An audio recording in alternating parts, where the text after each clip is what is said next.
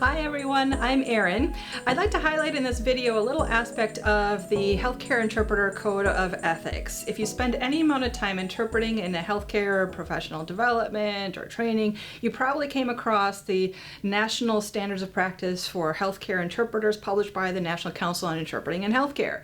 And so I'm sure you have both the Code of Ethics and the National Standard of Practice documents memorized. So take 3 seconds and list out all of the tenets of the Standards of Practice or Code of Ethics that you can think of. Time's up. How did you do? Which ones did you come up with? Probably confidentiality, probably accuracy, probably impartiality. Did you think about professional development?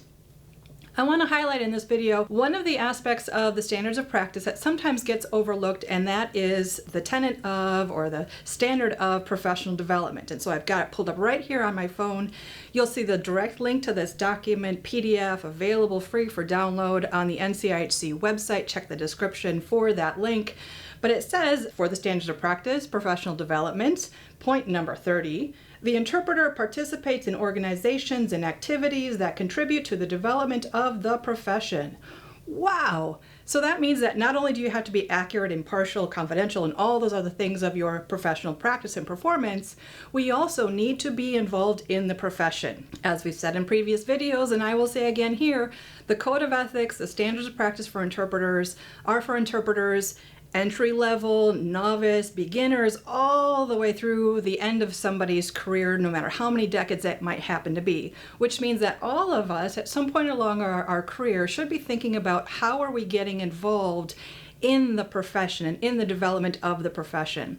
So I'd like to encourage, inspire, motivate you, fellow professional healthcare interpreters, to get involved in organizations, in associations, become members, and take it the step further and even think about what committees might you be able to volunteer on. How might you be able to shape, inform, and grow the profession within and amongst your professionals so that you can network, absolutely, but ultimately so that you can grow your own professional framework and develop and strengthen yourself as a profession. So think about your compliance with and your adherence to and how you're living out the full scope of the Code of Ethics, and particularly think about which one are you maybe overlooking, which is this one right here, professional development. If you like this video, be sure to like it, comment, subscribe, maybe highlight some additional codes of ethics and standards of practice that are near and dear to your heart, and let's continue the conversation. Thanks so much. Have a great day.